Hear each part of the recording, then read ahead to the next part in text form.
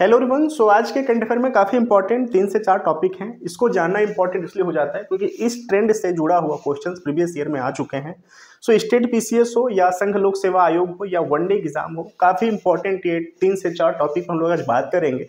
I hope so कि आप इसके बारे में जान चुके होंगे। ओके, अदरवाइज अगर नहीं अभी तक जाने हैं तो A to Z जो भी डाउट होंगे इस वीडियो के माध्यम से दूर करने की कोशिश कराई जाएगी, जिसमें से पहला टॉपिक है व्हाइट लंग सिंड्रोम। क्या होता है? सो ये एक बैक्टीरियल निमोनिया का एक प्रकार है। जब बच्चों के लंग्स का स्कैन कराया जाता है तो इस प्रकार की छवि दिखाई देती है एक्सरे में। ओके, किसको प्रभावित कर रहा है? तो ये 3 से 8 वर्ष के बच्चों को यह प्रभावित कर रहा है।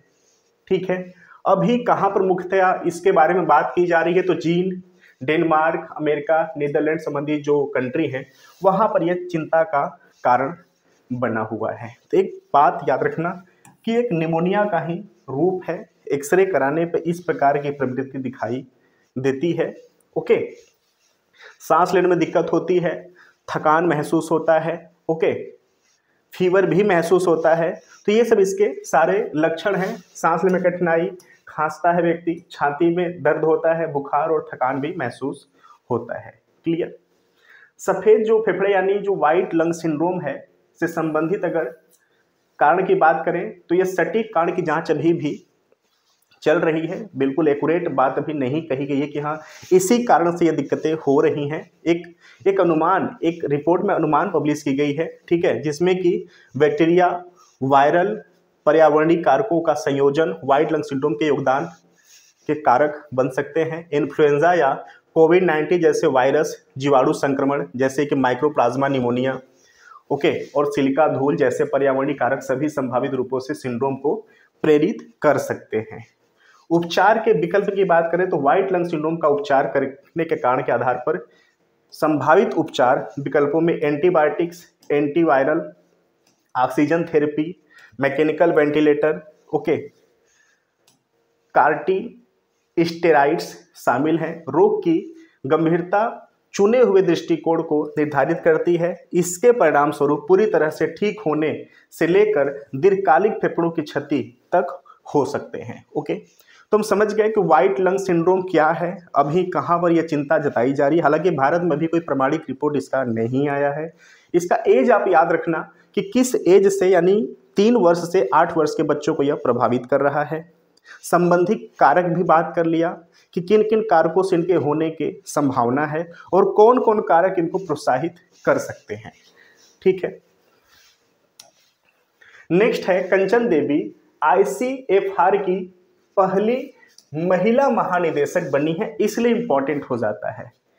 किसी एग्जाम में आवे ना आवे, लेकिन ये वनडे और स्टेट पीसीएस याद रखना, वनडे और स्टेट पीसीएस में कंफर्म है कि यहाँ से क्वेश्चंस उठेंगे, क्योंकि पहली बार भारत में ऐसा हुआ है क्योंकि महिला महानिदेशक बनी है आईसीएफआर की।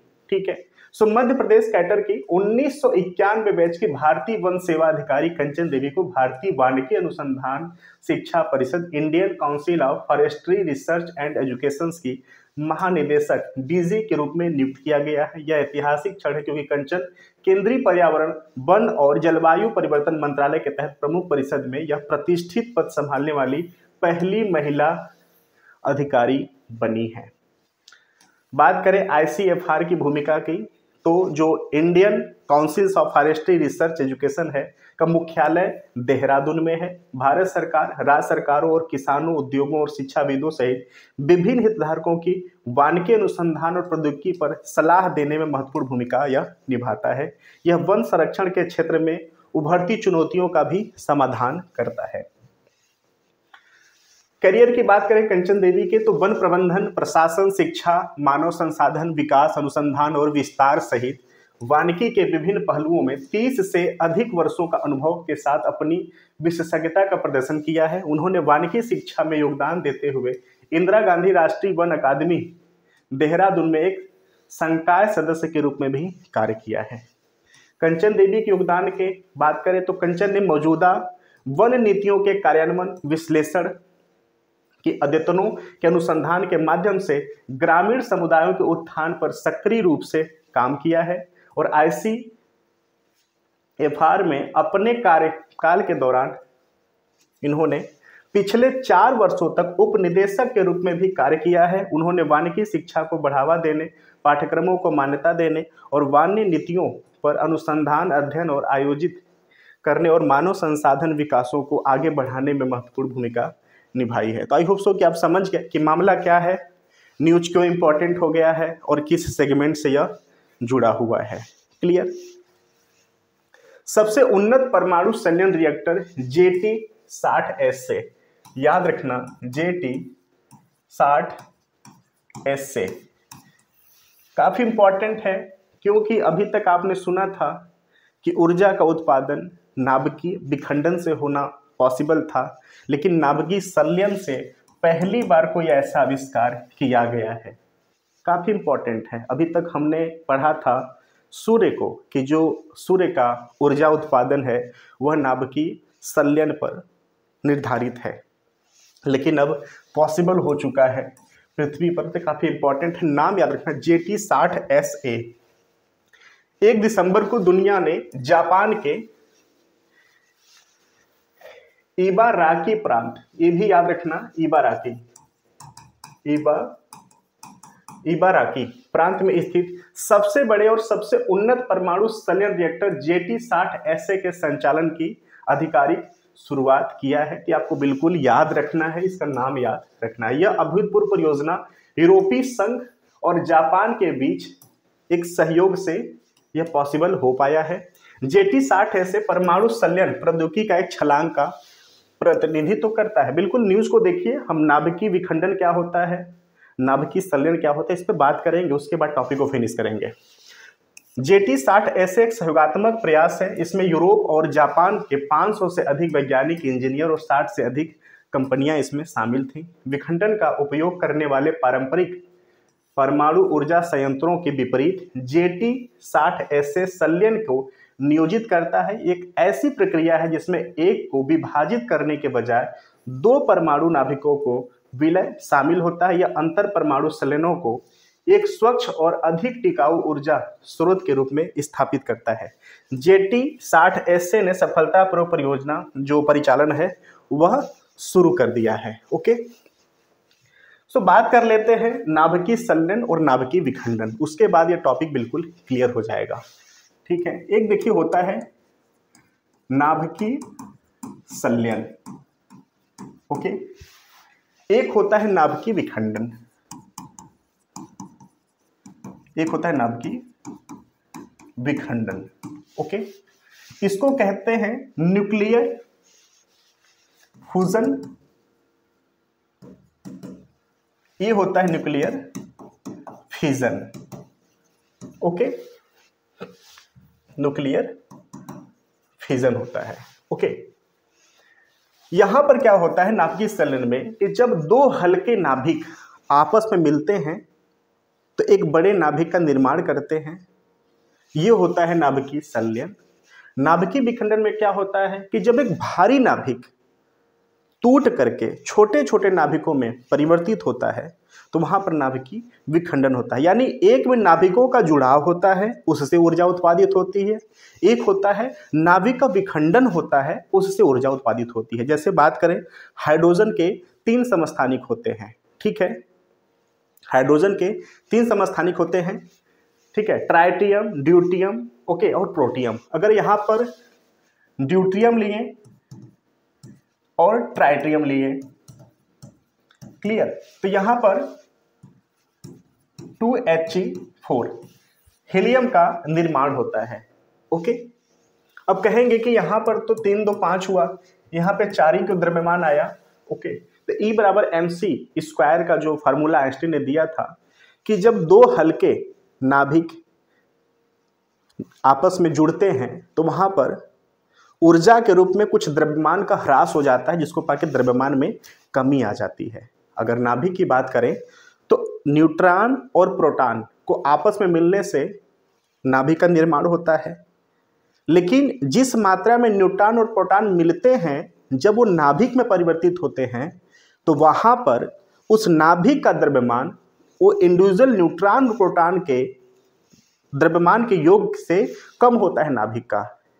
ठीक है, इसके बारे में आइंस्टीन ने E बराबर mc² से बता दिया है कि द्रव्यमान में कमी क्यों आती है जब दो इंडिविजुअल नाभिक आपस में मिलते हैं। ठीक है, क्लियर, तो समझ गए।